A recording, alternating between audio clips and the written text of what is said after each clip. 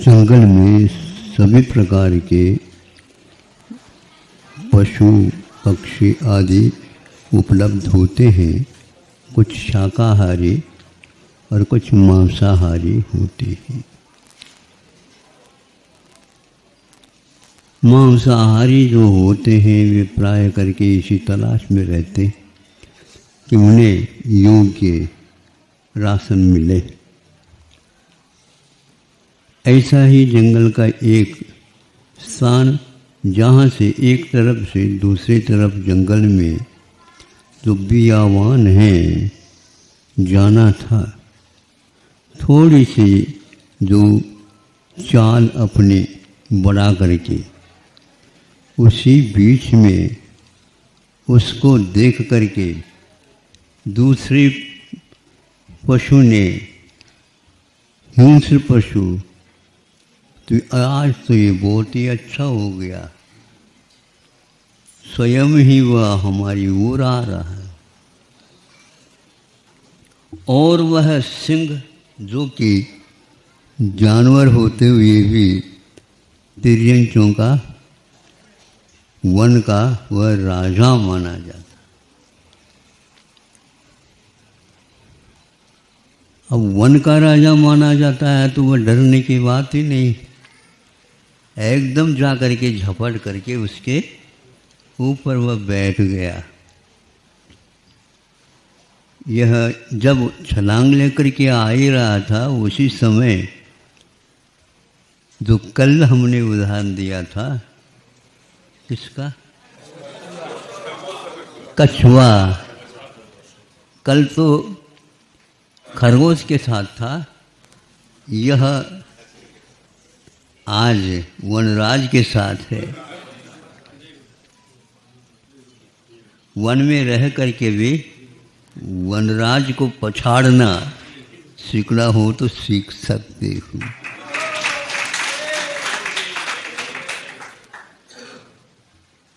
तो वह जो ही झपट करके उसके ऊपर बैठ गया, त्यों ही उसने अपने आप को इस ढंग से बना लिया कि सिंह उसको मैं किस तरफ से इसको लेऊं, खा लूं। देख रहा है, हम सोच रहे हैं कि वनराज परिक्रमा लगा रहा।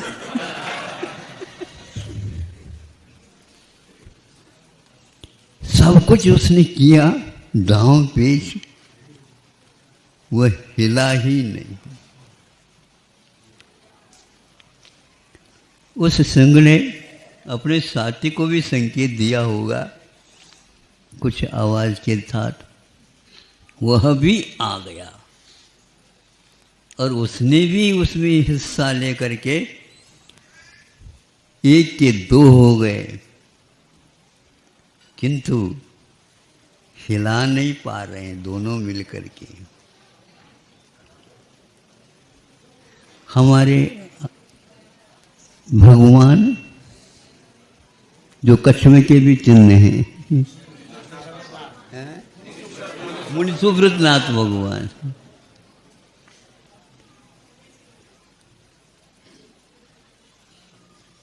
तो सब कुछ करके थक गए।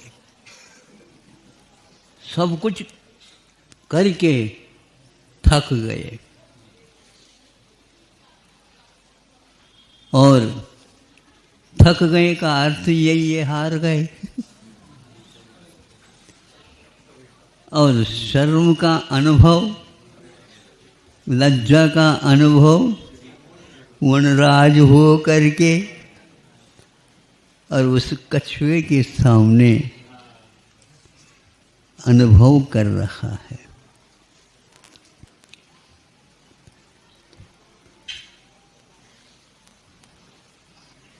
जैसे चक्रवर्ती को हार होने के कारण बाहुबली को सब समूह के सामने लज्जा सी आ रही थी, गुस्सा सा आ रहा था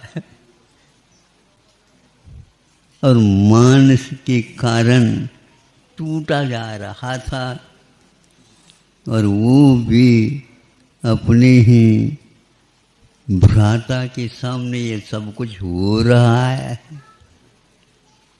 वो तो फिर भी एक दूसरे राजा के रूप में माने जाएंगे। तो ये तो प्रजा है और ये राजा हैं, एक एक नहीं दो दो राजा। और यह वनवास देखें कैसा लग रहा वनवास। वनराज तो हो, लेकिन वनराज होकर के भी वनवास कैसा लग रहा है कि मेरा ही राज्य है। ऐसे कहने वाले कई आए हैं और यहाँ से चले गए हैं। मुट्ठी बांधे आए थे, आज पसारे जा रहे हैं। मूछ पर तान लेने वालों, कोई बैठे यहाँ पर? हाँ, मूछ वाले। ये सब कषायों के प्रतिफल है। ऐसे राजा हो करके भी यदि कर्तव्यहीन है तो किसी काम का नहीं है। राजकोष ज़्यादा है इसलिए राजा बहुत बड़ा है, बलशाली है, यह आप लोगों की धारणा हो सकती है। राजकोष के साथ भी उसे होश हवास भी होना चाहिए। अच्छा, इस प्रकार आप तालियां बजा करके उन लोगों के उत्साह को और बढ़ा रहे हो, लेकिन आपका भी कुछ दायित्व होगा। मात्र ताली बजा करके करोगे क्या? नहीं, ताली बजाओ, किंतु ताली बजाते बजाते रोटी भी बन जाए। ताली तो बजाओ, लेकिन उसके साथ साथ रोटी भी बन जाए और लोग देख करके उसको मांगने भी लग जाए। ऐसा कार्य क्यों नहीं हुआ? आचार्य ने कहा है, उस वन में कछुए को भी रहना है और अन्य हिंस्र पशु पक्षी को भी रहना है और वनराज को भी रहना है, अपनी सीमा में रहना है। सीमा के बाहर आप आते हैं तो आपका जीवन खतरे में है, ध्यान रखो। जीवन सीमा से ही शोभा को प्राप्त होता है। यदि हम अपनी सीमा से बाहर आते हैं, बचत नहीं है, वहाँ पर किसी भी प्रकार से बचता कुछ नहीं, क्योंकि सीमाओं के कारण एक प्रकार से हमारी जो मर्यादाएं हैं, उन मर्यादाओं के कारण तो जीवन का महत्व बना हुआ है। यदि वह दायित्व नहीं है तो उसका कोई महत्व ही नहीं। और जो व्यक्ति अपने दायित्व के साथ साथ दूसरे व्यक्ति के दायित्व की भी वह रक्षा करना चाहता है ताकि वह भी अपने जीवन में जीवन का आनंद ले सके, ऐसे हमारे पुराण पुरुषों ने ऐसे उदाहरण दिए हैं। ऐसे ऐसे व्यक्तित्वों को हमारे सामने ला करके रखा है और उनकी क्षमता का हम यदि उनकी क्षमता की तुलना करते हैं वनराज के साथ, वनराज उसमें बहुत बोना हो जाता है। बोना समझते हो? छोटा हो जाता है, बोना हो गया। लेकिन बोना व्यक्ति भी समय पर कुछ न कुछ बोना बो सकता है। और ऐसा ही उस कछुए ने कर दिया। भीतर से देखता भी होगा ये क्या हो रहा है इन लोगों में, कुछ नहीं हुआ। अंत तो गत्वा वो दोनों सिंह वहां से छलांग लेकर के कोई देखने ले भाग गए। इसी प्रकार सीमा मैंने शील संयम जो व्यक्ति जीवन पर्यंत सुरक्षित रखता है और लोभ लालच में नहीं पड़ता है, अभिमान में चूर नहीं होता है। अभिमान को हमेशा हमेशा चूर करने वाले ही वीर कहलाते हैं, मतिवीर कहलाते हैं। उनको वह छू नहीं सकता। वन को संभालने की क्षमता रखते हुए भी कायिक शरीर के द्वारा कर लिया, किंतु उसके लिए कुछ और भी कमी रखी गई है जो सामने वाले की रक्षा उसके माध्यम से होती है। कछुआ यदि बचेगा, दूसरा कोई आएगा तो नहीं बच पाएगा, लेकिन ऐसा वह अपने आप को सीमित रखा। दो दो सिंह आकर के उनको सब कुछ तकलीफ परेशानी कर दी, किंतु उनमें कुछ भी परिवर्तन नहीं हुआ। तब लगा कि नर भी सिंह हो सकता है। सुन रहे हो? हाँ, हाँ तो बोलो फिर।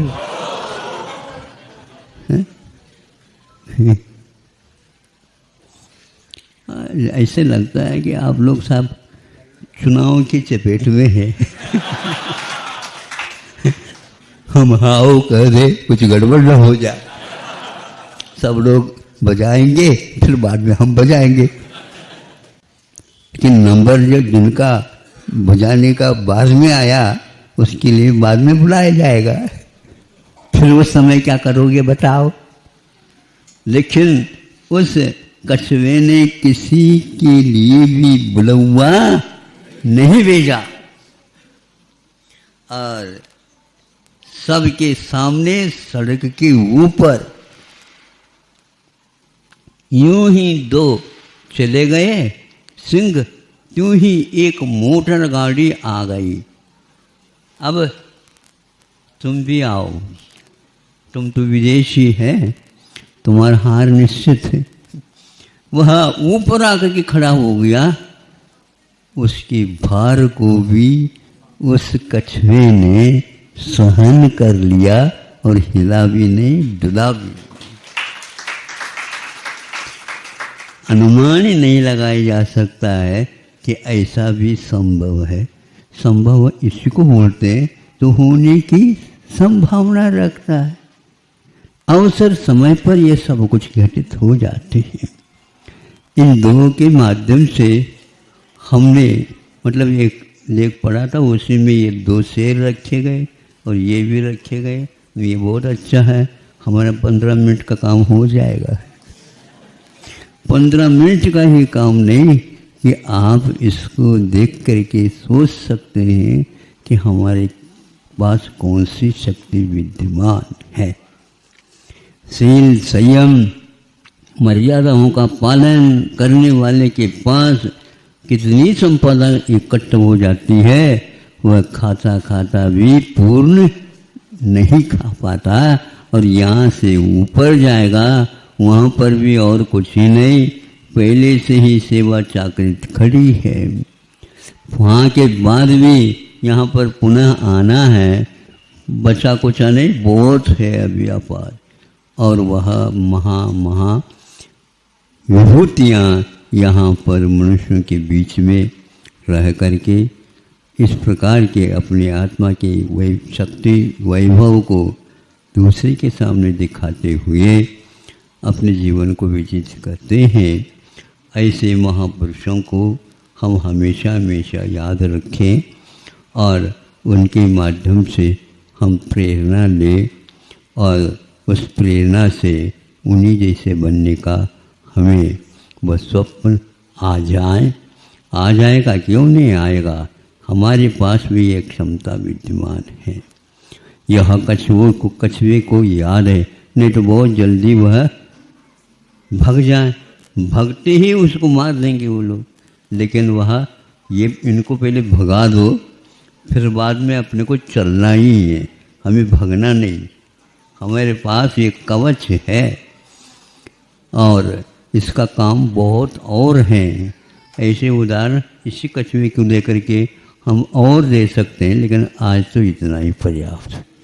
अहिंसा परमो धर्म।